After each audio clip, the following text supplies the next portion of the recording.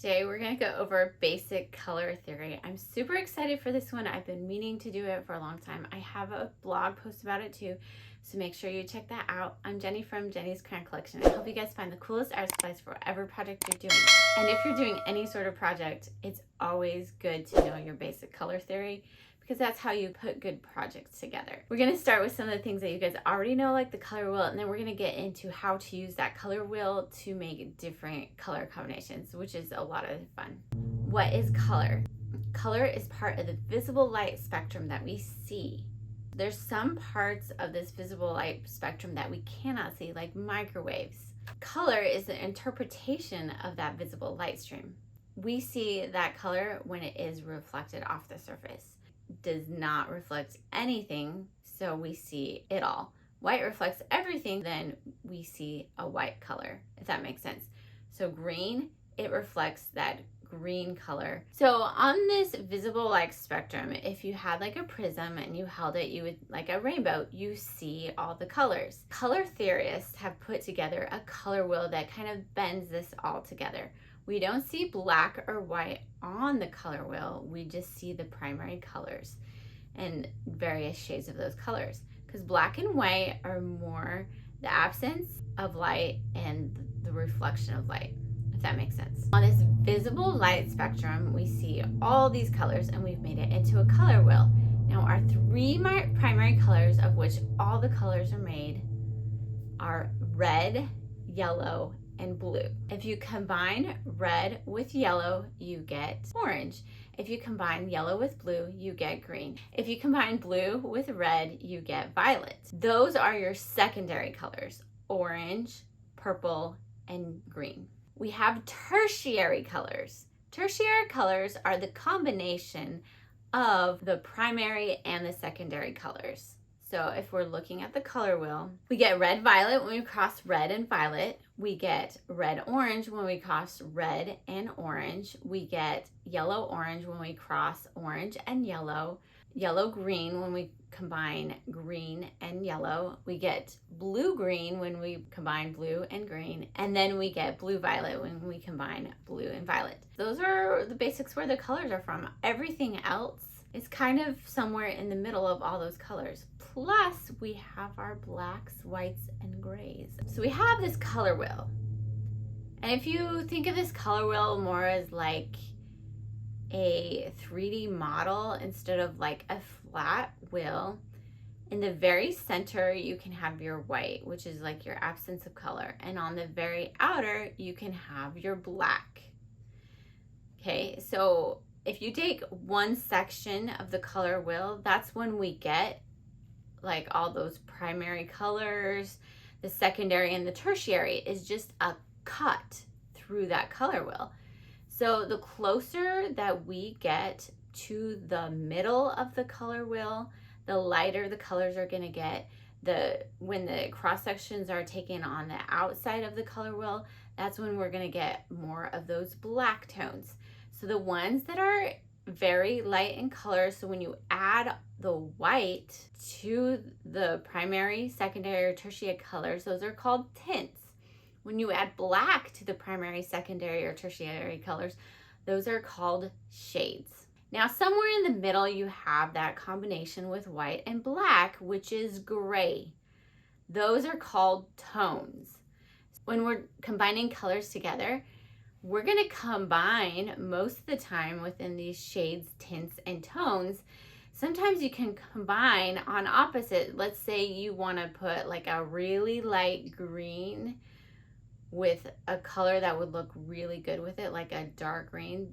We're going to get into that too. But we're going to go through all the ways to combine these colors and what kind of works best for each one. So if you're going to go through that one, I'll let you know. If you're combining shade, tints, and tones, that's monochromatic.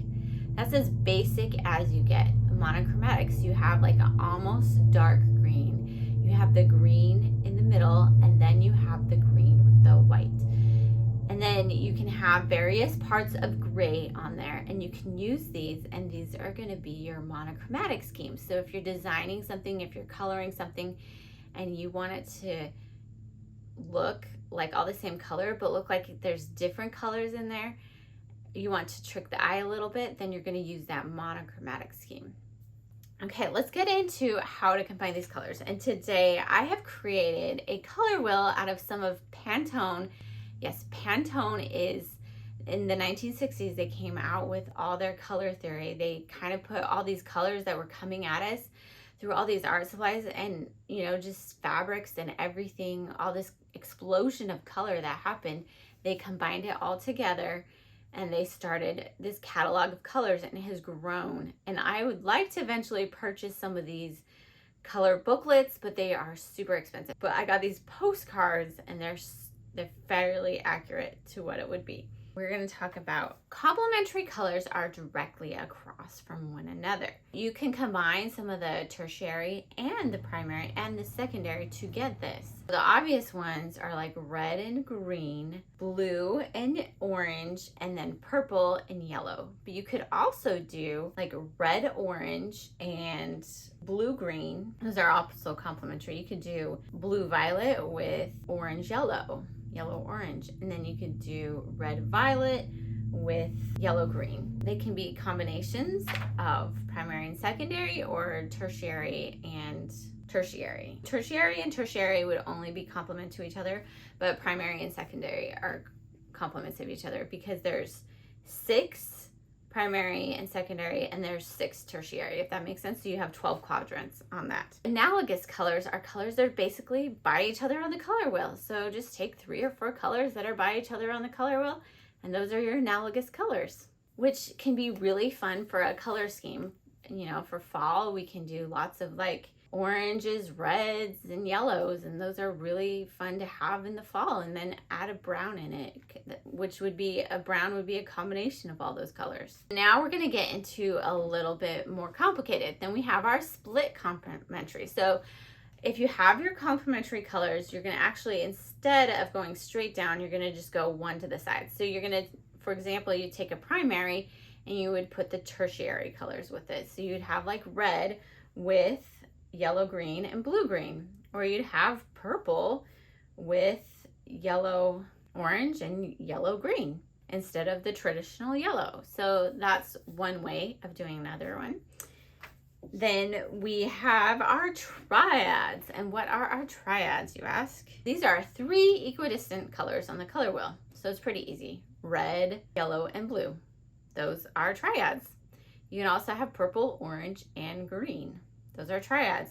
Then you can have red, violet, yellow, orange, and blue, green. Those are also triads. So it's just splitting that into that triangle into 3 pieces basically. And then we have our tetrads. So those are 2 sets of complementary colors. Tetrads would be like a red and orange with a blue and a green, or purple and red with green and yellow.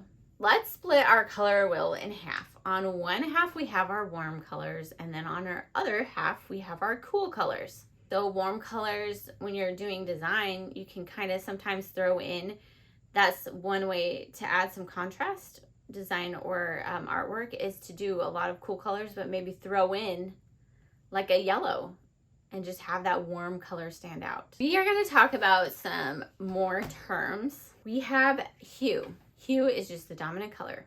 Red, orange, yellow, green, and blue. And it will have one of those hues. Tint, we've already talked about, is any color plus white. So it's just a color and then it's lighter. And then a shade is a color plus black. So it's almost black, but then you see the color through it. And then our tones are somewhere in the middle. And when you're designing, what you can do is you can take, let's say you use your analogous colors, but you want to use all the same tint or all the same tone or all the same shade. So shade would be the super dark colors, tone would be the middle colors with gray, and then the light colors would be the tints. If you're doing analogous colors, you could take some from the shade side and some from the tint side to give that contrast to your work. So let's say that you were putting in, like, you wanted your room to be super green, but then you added like that little tint of yellow or something, or you did yellow and then you add a little tint of green or a little tint of red just to kind of throw in there, because you don't want one color super bold, but you just want to have a little bit in there. Or you do the split ones or the Tetrads. So you kind of do it that way. You can do it all the same. And then we get into value. Your high value colors are going to be those tint colors. So the ones with white are going to be high value. And then your low value are the ones with black added to it. And then you have your saturation, which is your intensity of color. So what's the difference between like a tint and a tone and an unsaturated versus a saturated color? So this is where we get into chroma. So saturated is like when you're lightly coloring with a colored pencil, you'll still see that color, but it's not as saturated as when you push it super hard. That's fully saturated color right there. That's kind of bringing that pencil off. But when you add white to that pencil, that's when you get your tint. So I hope that makes sense. It's a little confusing from value to saturation. It can be a little tricky, but think of it as like the colored pencil. Like colored pencil is light, and that's your saturation. And then when you add the white to it, it's your tint. When you add the black to it, that's your shade. So when you're designing or doing a coloring scheme, you can have like one or two colors be the dominant colors and then kind of let the other colors just kind of fall into place. Like for example, in our house, we have blue and green. We also do some kind of black and white. And then to pull in, because blue and green are super cool, we pull in some of those wood accents into our home, and that kind of brings it all together. If you go from room to room, you'll see some kind of green. It might not be the same shade as upstairs, but it flows together, if that makes sense. And then when you're doing artwork, you can do the same kind of thing. I like to only color with like 3 or 4 colors because I feel like it really brings out the colors when you have this color scheme in there. And you can do that by using analogous colors. You can do it with complementary, split complementary, triads, and tetrads. So try that in your work. See if that helps. Maybe paint the same piece, but try it like 4 or 5 different ways and see how it looks and see what you like best. So we went over monochromatic, and then we're going to talk about monotone. And monotone are just those neutrals like browns, you know, like grays and whites. That's your monotone. So those are a lot of different ways to design and to color. I hope you guys enjoyed this color theory video today. It's so much fun. I'm going to be referencing it more as we go. And I actually did some short videos on YouTube with some of the colors from, I think I did Prismacolor and Sharpie so far. And I pulled in some of those fall colors, and you can see that they're really analogous right now. But you could throw in some of those other ones, pull in your analogous, maybe throw in one that's complementary, you know, to have it as an accent. So I've seen that a little bit before. And so kind of look at the season, go to the store and say, hey, how are they designing this right now? Are they doing, you know, all analogous? Are they doing complementary for this certain season? Or even when you look at packaging, hey, what is that color scheme? Are they trying to emphasize the labels, so they put it in a complementary color?